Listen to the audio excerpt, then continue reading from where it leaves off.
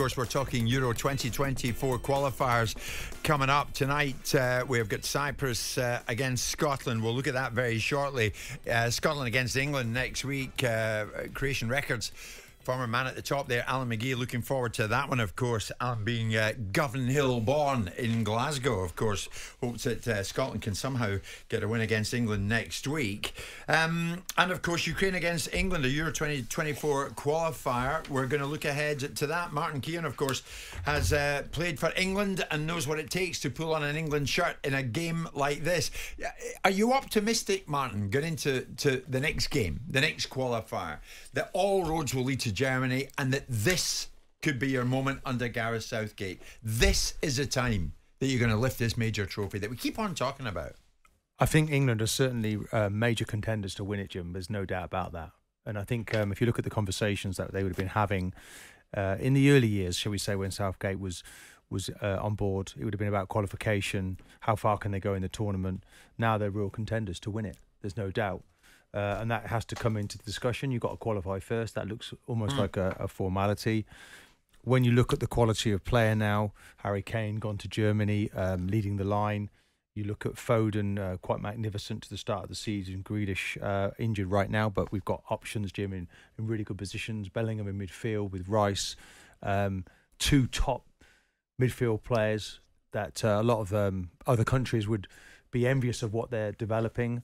The one area of concern for me is perhaps central defence, and that's why Gareth Southgate's named four pretty well unknowns in that position internationally. There's only 8 caps between 4 players: Tamora, Gahey, Colwill, and there's another one, I've forgotten the name. So there's 4 new players coming into that position, and Gareth needs to look at who he's going to play against. And I think it'll be Harry Maguire that plays. I do feel he gets a lot of unfair criticism. I do think he's a scapegoat for the Manchester United supporters. I do feel that things haven't got much better since he came out of the team. Simon likes to talk about driving buses through football teams, and I think you could do that right now at Manchester United. And it's really the midfield that's the issue, and Harry Maguire isn't necessarily the problem. So I see him coming back. He was named in the tournament of the World Cup. So you've got no problem with him not playing for his club, but playing for his nation. It's not ideal, it's not perfect, but it's him and another that will play in this game against Ukraine because of the experience. Did you talk when you played, Martin? Did you talk about winning big tournaments? Is it unusual to hear Lewis Dunk say, we had a meeting the other day and the manager Gareth talked about winning the Euros? The whole squad's thinking about winning the Euros. Is it advisable to talk like that? Well, I think it is when you reach the calibre and the stage that they are. When they've reached, they've got to a semi-final of the World Cup, a quarter-final, they got to the final of the Euros. I think they have every right to discuss it, to start to build that mentality that you need to become ultimately become winners. I mean, this topic of winners is one of, you all see yourself as a winner, of course. When you win a trophy, it cements that, doesn't it, in everybody's minds. It's the icing on the cake, but essentially you have to go in with the mentality of being a winner, and that's what Gareth, I believe, is trying to breed within the group. But they've got to go and do it, Jim. Of course they have. That's the thing, isn't it? Got to do it. Saying it's one thing, doing it's another. But then when you look at the calibre of player that we have, and if you look at Bellingham right now for Real Madrid, he's been absolutely magnificent. And he can cause havoc in the summer, in the Euros. I feel certain of that. So we have the players to do it. It's just Gareth now getting the right blend, getting the right mix, and finding the right formation to really go after this Euro. You see, I know you probably won't shift your stance on Southgate, Simon, and why should you, on whether or not he's a winner? And you have doubts as to whether he is a winner. When Gareth was in this very studio sitting in that seat that Martin's sitting on, I put that to him, accusations that he's not a winner. You can only answer that by winning.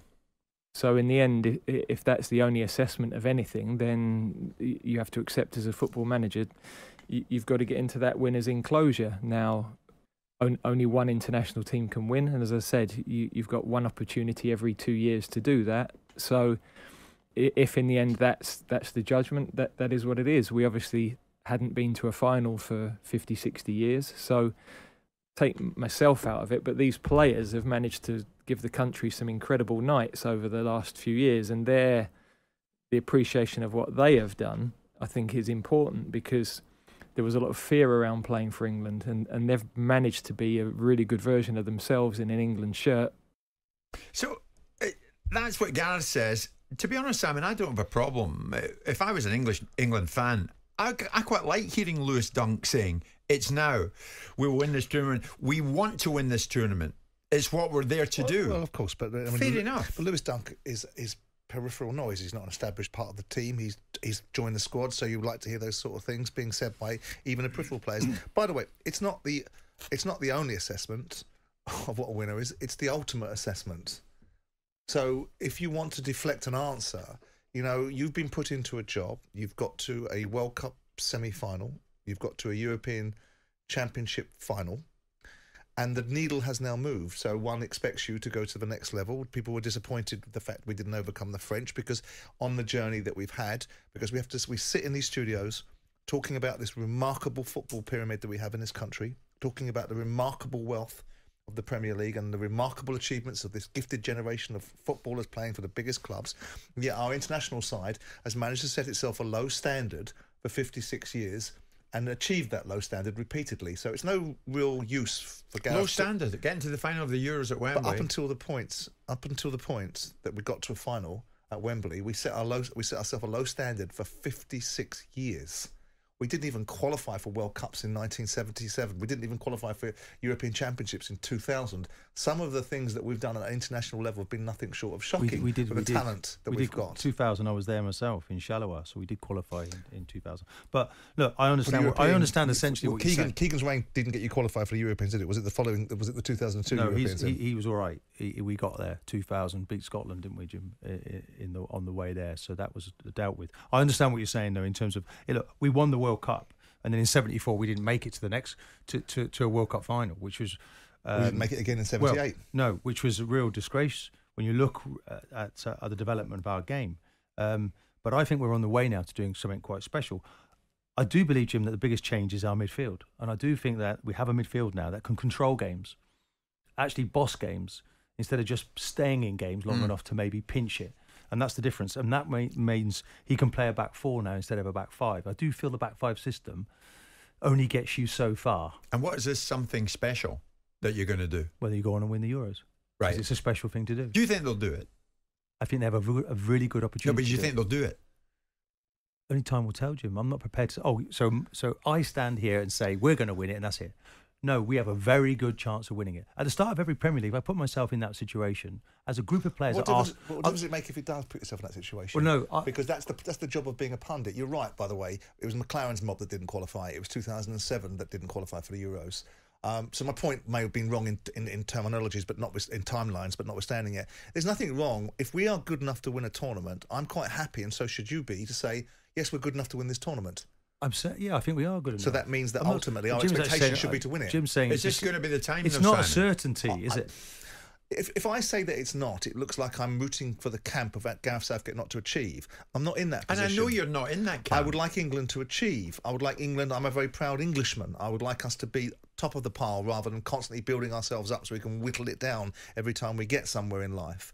I just feel that there is a difference between the way that Southgate manages and the way that the elite managers at international football manage. And I hope I'm wrong. I hope that we're proven to be wrong, because we've not beaten anybody in a tournament. Would you call Gareth Southgate an elite manager? No.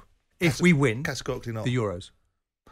No, I don't think so. Okay. I think he's got an elite group of players and he's done a good job. But I think there's a difference between... So it's nothing to do with him?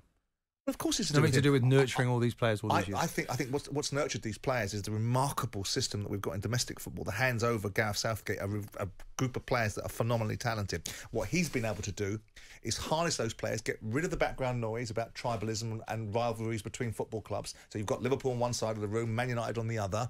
He's been able to get the media into a more organised scrum. So it's over to Gareth. It's over to Gareth now, then. Yeah. So singularly, the most important thing he does is picks the best 11 and the right tactics to win it. And he now has the most important thing the players at his disposal to do that. The most important thing he does, I would suspect, is when there's a time to make a decision that changes an outcome, Gareth Southgate is clear and present. So when you've got a World Cup semi-final against Croatia, and all of a sudden the game's going away from you, you change it. When you've got a European Championship final, and you can see what the writing on the wall, you change it. When you've got the French in a cleft position and you need to go after them and put them on back foot, you change it. So in the moment, that's what Gareth's being got able to to make those key decisions. Yes, we're all looking for that. Martin, about Gareth? that in those key moments he hasn't done that. Yeah, but I tried to break that down as to why that happened, particularly in the Euros final, when we went ahead of the game against Italy, where we changed our system to a 5 in the final. If you want to go into the real detail, and we actually went in front and stuck with the system, but we weren't winning the game of football, and it was only a matter of time before. Okay, they scored very late, but I understand what happened in the game and the reasons that led to it. But I wasn't with changing the system against the Italians in the final. I would have gone with a back 4. I think the feeling was that midfield wasn't quite strong enough. It is now. We have got a top midfield play. I mean, Foden, I thought, recently played against Newcastle. By the way, he sat on the bench for the next game, which is a worry, okay? He was quite magnificent against Newcastle, playing off the front. So play with the 2 midfield players, Bellingham and Rice, and play Foden off the front. What did you see in the World Cup? What did you see in the World Cup that gave you anything to lead us to the next conclusion? I thought we were so poor against the USA. I thought the Iranians were rubbish and we beat them. I think the USA was a bad night for us. Okay. But that's our midfield. That's our midfield with Declan Rice and Jude Bellingham and all the things that you're talking about. And everyone gets better and improves. But we went out against the French. We lost. We have not, with all due respect to Gareth, because I think there's lots of good things that he's done. We have not beaten anybody in a tournament that we shouldn't really beat. And the ones that we got a possibility to beat, or is probably on their side of the table that they're the best, we lose to. Every time. Well, now there's a great opportunity to prove that wrong, isn't it? And that's what we hope for. And that's what Does we're all Gareth looking become towards. an elite manager, Martin, if he wins the Euros? I think so, yes.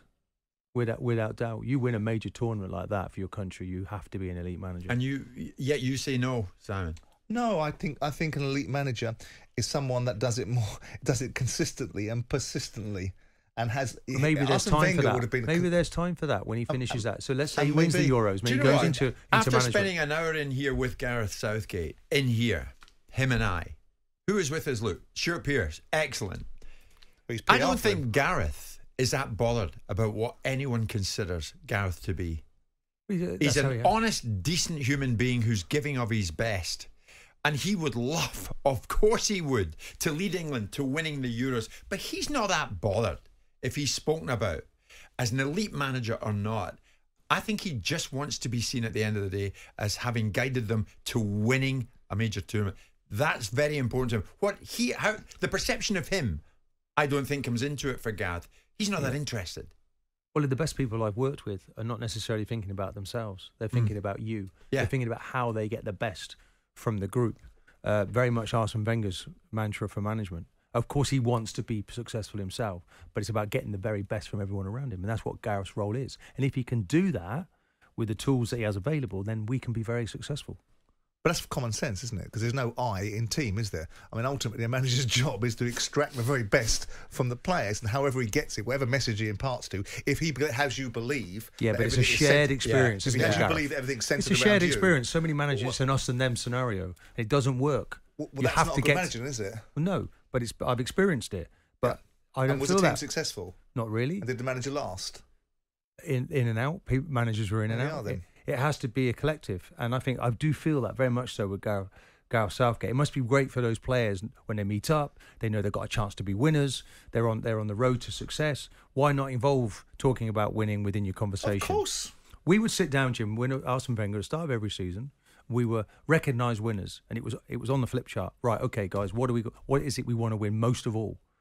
What's the first thing? Okay, the domestic league, then the Champions League, and so on and so forth. But these were targets that we secured, and we talked about it because we were genuine challengers, and that's what England are now.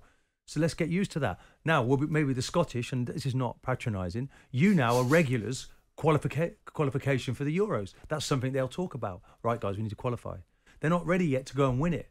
But maybe one day you see that in your lifetime. We didn't see it initially. It's been many years. It's been many years where an English team really has been in a strong position. I'm a realist. Have to be Highland. But you're about 10 lifetimes. You were making it to World Cups when we weren't, Jim. Yes, and I loved that. Jim White and Simon Jordan. Monday to Friday mornings from 10 on AM, on DAB, via the talkSPORT app and on your smart speaker. talkSPORT.